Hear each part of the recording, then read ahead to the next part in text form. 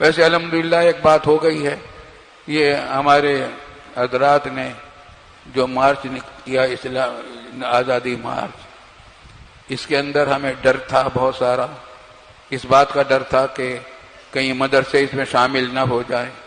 الحمدللہ تمام مدارس کے لوگوں نے اپنے مدرسوں کو اعلان کر دیا تھا، طلباء کو بتا دیا تھا کہ اس میں شریک نہ ہوں، چنانچہ یہ مارچ مدرسوں کی شمولیت کے بغیر ہوا ہے۔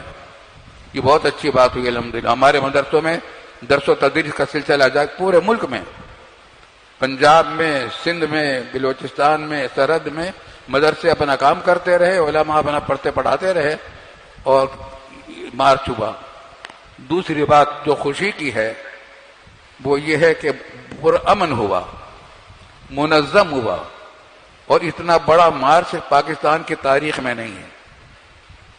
پاکستان کی تاریخ میں ایسا مارچ نہیں، کراچی سے لے کر اسلام آباد تک 5 دن ہو گئے ہیں، کسی کی کوئی گملہ تک نہیں ٹوٹا، کوئی پودا نہیں خراب ہوا، ٹریفک کو نہیں روکا گیا، ٹول ٹیکس بھی سب نے ادا کیا۔